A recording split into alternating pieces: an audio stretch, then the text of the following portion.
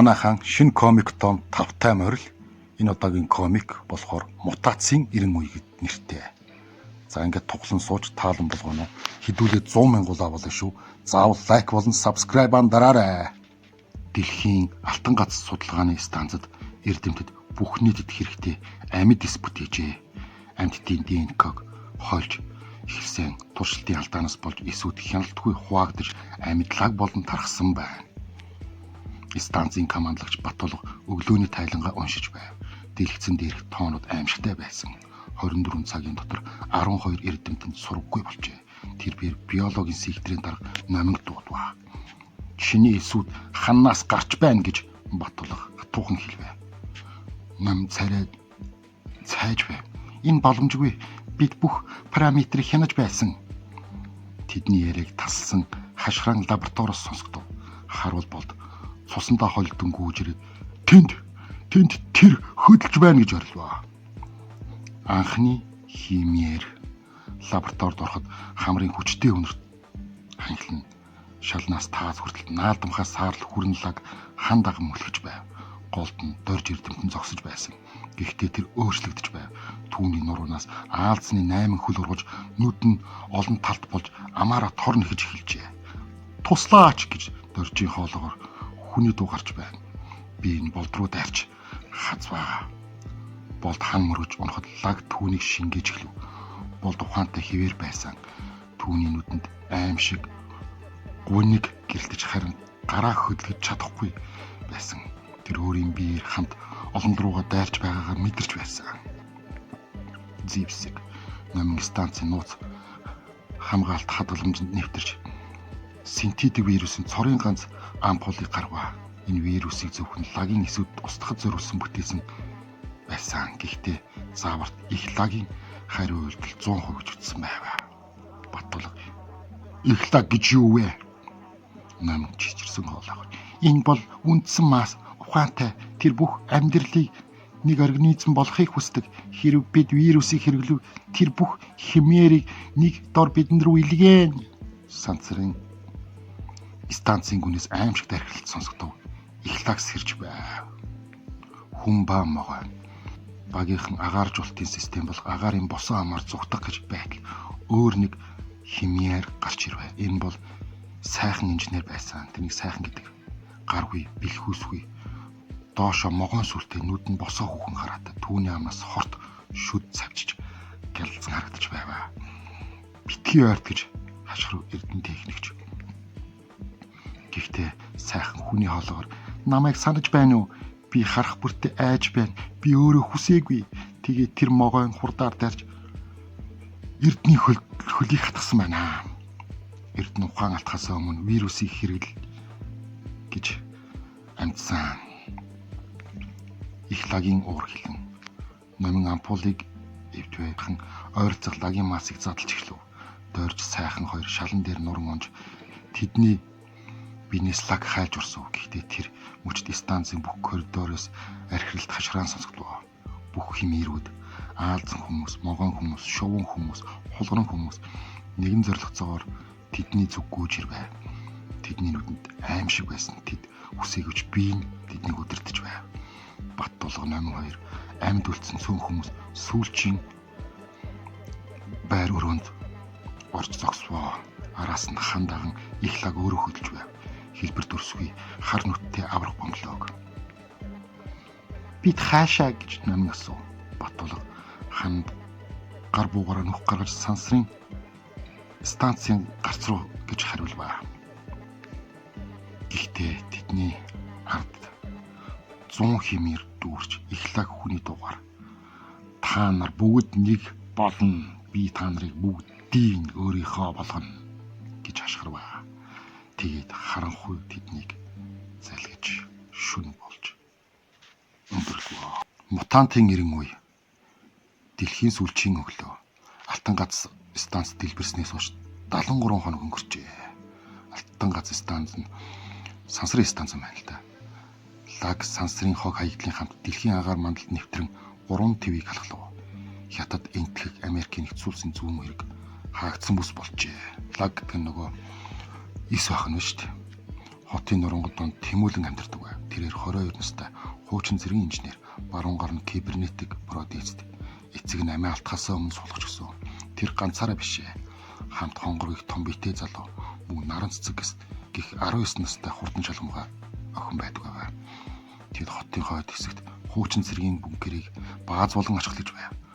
Өглөө бүр тэмүүлэн дээвэр дээр гарч тэнгэрийн хаяг ширтэн. Өнөөдөр тэр тэнгэрийн улаан уул харсан их лагийн шинэ колони ортож байв. Анхны тулаан. Үдээс хойш тэдний бааз руу 3 химээр дотлоо. Тэд нэгэн цагт хүмүүс байсан. Одоо хүн чон болон хувирж нуруунд нь ясан хот ургасан. Шүдэн шаралсан байв. Билнүү гэж тэмүүлэн асууа. Хонгор гараар нь нодроглож гараа цангидан төрсөн өдөр шигэ гэж инээмсэглэв. Наран цэцэг дээвэрдээ авиран гарч гар хийцийн ном сумаа бэлвэ. Ихний чон химэр дундуур өсрөн орж ирв. Тэмүүлэн протез гараараа өрхөд далны цөмийн хутган нээгдэж тэр цээжин дээр нь цохвоо. Химэр онсон ч хоёр дахь нь хажуугаас нь дайрч тэмүүлний мөрөн дээр хумсаараа майжваа. Хонгор гэж ойрлож төмөр хаалгыг суулан авч хоёр химэрийг дараалан нэсгэлваа. Цус лагийн хар шингэн ханан дээр цацрав. Наран цэцгийн сум 3 дахь химэрийн нүдийг цохож сохорсон мангас хан мөрөн унваа. Амьд байна уу гэж наран цэцэг доош бууж ирвэ. Тэмүүлэн цус гарсан мөрөө тэрч хонгор чи хаалгыг нэвлээ гэж хэлвэ. Хонгор гимшиж инээ. Зогтгсдийн бүлгэм. Тэр өрөө тэдний бункер 5 хүн ирж оргиноо. Тэднийг оюун эмэгтэй удирдах байв. Тэр хуучин биологч лагийн эсрэг дархлаатай цөөхөн хүний нэг. Түүний гарт синтетик вирусын үлдэгдэл, түүнийг сайжруулах тэмдэглэл байв. Та нар хэр удаан тэмцэж байна вэ гэж оюун асуув. Их лаг өдөр бүр хүчрхэж байна. Бидэнд том зэвсэг хэрэгтэй. Тэмүүлэн. Юу санал болгох гэж байна? Оюун газрын зураг дээр цэг тэмдэглэсэн. Энэ хуучин цэргийн нууц лаборатори байсан. Тэнд цагаан од кодтай зэвсэг хадгалсан байсан. Энэ лагийн генетик кодыг бүрэн устгах чадна. Гэхдээ лабораторийн голд их лагийн нэг хэсэг оршин суудаг. Өөрөөр хэлбэл бид мангасын ам руу орох ёстой гэж наран цэцэг бас дотроо дүгнсэн байна. Хонгор мөрөө хавчин өмнө нь байгаагүй юм биш, би хийж чадна гэж хэлвэ. Лабиринтик химээр лабораторийн нурман донд тэднийг эрхэм хүлээн авч узваа. Тэр нэгэн цагт хүчрэг дайчин байсан бүгд одоо хүн хавчны хямэр болон хувирсан. Гадуур нь хясаа гарт нь хавчаар гэхдээ нүдэнд нь хүний оюухан гэрэлтэж байв. Битгий бууд гэж эрхэм хүний хоолоогоор хэлвэ. Би удирдах чадна. Түр зур их лаг унтаж байна. Би та нарыг цагаан од хүртэл хөдлөе гэхдээ нэг нөхцөлтэй намайг устгана. Тэмүүлэн гайхширч яагаад эрхэм хавчаараа өөрийн хисааг зөхөв. Би сэрх бүртээ алахыг хүсдэг. Би хүмүүсийг санаж байна. Би өөрийгөө санаж байна. Гэхдээ би хяд чадахгүй. Энэ бол там. Өөрийгөө орлож, өөрийгөө устгаж чаддгүй юм аа л да зайлвал. Наран цэцэг нүдээ дэн нулимстай зогсон харж байв. Хонгор чулуу шиг өшөө болон зогсвоо. За гэж тэмүүлэн хэлв. Би чамайг дараа нь чам туслах болно. Тэд 3 цагийн турш харанхуй коридороор явж зөвхөн эрхэм хавчрын тогш чимээ дагуулж байв. Цагаан од лабораторийн голд булар савнд хадгалсан цагаан од гэрэлтэж байв. Энэ бол шингэн төлөвт вирус байсан. Хэрвээ агаар цэцвэл бүх лаг устна. Гэхдээ савны дэргэд их лаг нэг хэсэг нь хар нүдтэй хэлбэр дүрсгийн мас сэрж мэндэлвэ. Би та нартай холбоо тогтоохыг хүсэж байна гэж их лаг хитэн 10 хоолоогоор дуурвав. Би устгахыг хүсэхгүй байна. Би нэгтгэхийг хүсэж байна. Та нарын зовлон зогсоож чадна. Зүгээр л хүлээж ав. Тэмүүлэн хизээж үгүй гэж хариулва. Тулаан эхлэв. Их лаг тэдний зүг хитэн 10 сорул сонгон агаарт хор тарав. Хонгор төмөр багна. Суулан соруулыг нь нэг нэгээр нь таслав. Наран цэцэг дээвэр дээр гарч их лагийн цөм рүү галцсан харв. Гэхдээ мас хурдан сэргэж байв. Их лаг хурдан сэргээд байна. Тэмүүлэн сав руу гүйхэд эрхэм түүний замыг хаав. Хавч химээр улаан нүдэр ширтэн хавчаараа өргөв. Гэхдээ тэр Тэмүүлэн биш их лаг руу товтлсон байна. Одоо гэж ирэх машхарва. Хавчин хүн их лагийн гол цөмд хэрчиж мангас аимшигтай орсон. Тэр мөчөд Тэмүүлэн савыг эвдэж цагаан одыг агаарццваа. Вирус тархав. Ирэх юм минсгэлэн хисaan хагарч нүдэн баярлаа гэж шивнээ тоос болно. Цацарваа. Их лаг уурцаж бүх сурвалаа нэгэн зэрэг дайруулав. Гэхдээ вирус аль хэдийн түүний генетик код руу нэвтэрсэн байв. Хармаас улам жижигэрч улам жоохорсоор эцэст нь усны хар шалбайг болон үлдвэ. Тэмүүлэн хонгор наран цэцэг гурвлаа лабораторийн шалан дээр сууж амьсгаад нь зогсов. Гэрэл унтарваа. Бүүгээр дууслаа гэж наран цэцэг асуув. Тэмүүлэн цонхоор харав. Тэнгэрийн хаяанд улаан үл арилж оронд нь цэнхэр тэнгэр харагдаж байв. Гэхдээ алцад шинэ хар цэгүүд гарч ирж байсан. Их лагийн бусд колонууд. Үгүй гэж Тэмүүлж эхлэв. Энэ дөнгөж эхлэж байна. Дэлхийн гал засгийн газрын сүүлчийн тушаал цагаан од вирус тархснаас хойш 14 хоног өнгөрчээ. Их лагийн нэг колон усцсанч дэлхийд дээр 47 том колон үлдсэн байв. Хотын нурангад Тэмүүлэн хонгор наран цэцэг нар сэргээн босгох ажилд хийж байх үед тэнгэрт цэргийн нисдэг тэр гарч ирвэ. Ми 24. Тэр тэдний дээгүүр эргэлдэн шатан дээрээс хар костюмтэй эмэгтэй өсрөн буваа. Тэрээр засгийн газрын тусгай албаны дарга Сэрма байв. Тэмүүлэнд би чамайг эрдэм шинжилгээний даалгавраар илгээх гэж байна гэж Сэрма хатуу дугаар хэлвэ. Умард солонгосын хил дээр хар брокоттой цөмийн мөмбө бэлэн болсон. Хэрэг нөхцөл байдал хяналтаас гарвал бид Аз болон голомтын бүс цөмийн цогтолдох болно. Наран цэцэг тэнд хэдэн сая хүн амьдардаг. Сэрма тэдний ихэнх нь аль хэдийн химээр болчихсон. Бидэнд 72 цаг байна. Энэ хугацаанд та нар харлаг шин төрлийн мутантын ихийг устгах хэрэгтэй гэж хэлвэ. Тэмүүлэн протез гараа авчин бид нэг л нөхцөлтэйгээр явна. Дараа нь бид эрх чөлөөтэй болно. Сэрма толгой төхөв. Зөвшөөрлөө. Аалзан хүмүүсийн хот. Тэднийг 2 цэргийн тигр машинаар солонгосын хил рүү хүргэв. Зам тэдэнтэй бат хэмэг хошууч нэгдэв. Тэрээр 203 тулаанд орсон мутант анчны багийн командлагч байв.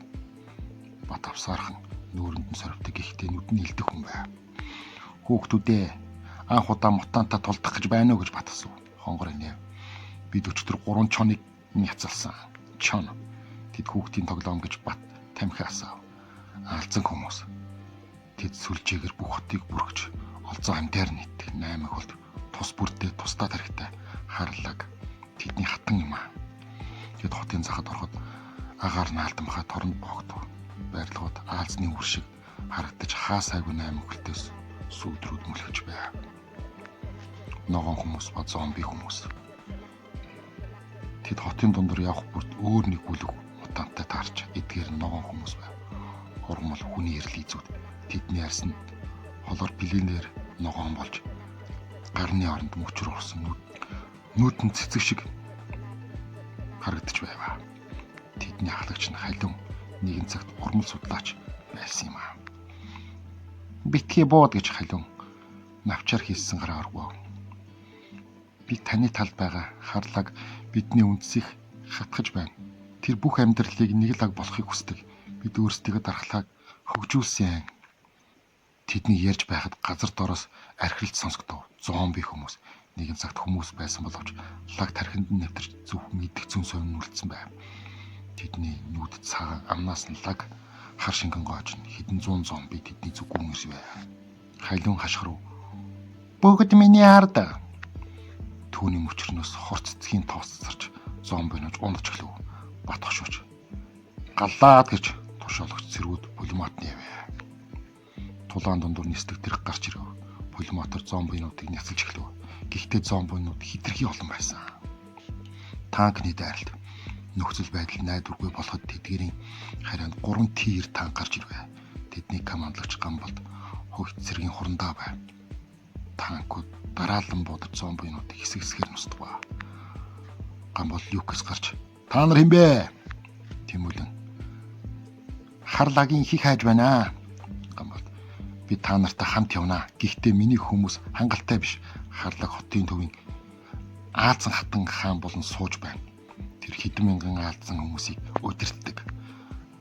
Танкууд хотын төв рүү давчлаа. Замд нь тэд могоон хүмүүс, хортой шүдгүй гаргүй тэд нар, шуун хүмүүс, далавчтай, хумстай тэд нар, холгонон хүмүүс, шүдтэй харанхуй тардаг гэх зэрэг олон төрлийн мутантуудтай тулдва.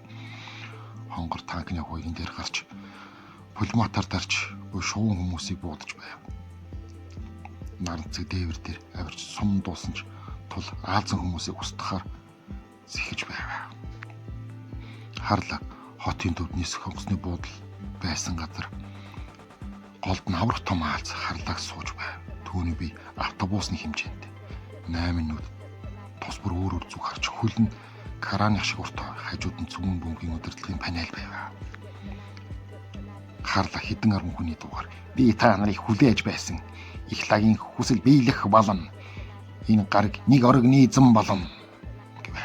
Тэмүүлэн бид чамайг зогсоон тулаан эхлэв. Харлаг хөлөө сонгон танкуудыг нэг нэгээр нь хөмрүүлв. Ган бол сүүлчийн танкаараа харлаг руу шууд давж их буугаар цохин галалсан боловч юу ч болсонгүй. Аалзны хоёг үнэхээр хатуу чанга юм аа. Бат хошууч гарнаачд гэтэл харлаг түүнийг хөлөөрөө хатгаж цээжиндээ хүрэн цаатгав. Бат унахаас өмнө түүний нүд гол нүд сул талд нь тэргэж шарваа. Тэмүүлэн хонгор наран цэцэг гуруула Аазны толгоор руу авирч наран цэцэг хоёр нүдийг нь утгаар солов. Хонгор гол нүд рүү нь гараахийн нударгаараа цохив. Тэмүүлэн бүртээс гараараа гол нүд рүү нь гүн шумбуулна. Тэнд байгаа цөмийн зэвсгийг цэнгийг итгэвчүүлвэ. Харлаг аимшигтай архирж биеийг хаагарч түүнөтөр бүх лаг шатаж эхлэв. Энэ цөмийн зэвсгийн дээр Аалзан дотор итгэвчүүлээд хийсэн байх нь шүү дээ. Аалзан хүмүүс, зомби хүмүүс, муу хүмүүс бүгд унаж биеийн тоос болон цэцрв. Гэхдээ цөмийн бөмбөг аль хэдийнэ тоолж эхэлсэн байв. Дэлгэцэн дээр тэг 03 42 секунд гэж амьчин зааж байв. Тэгмүүлэн бүгд нэгсдэг тэргэрөө. Тэд сүүлчийн амьд үлдсэн хүмүүс нисдэг тэргэрөө гүйж хотыг хөрхөв.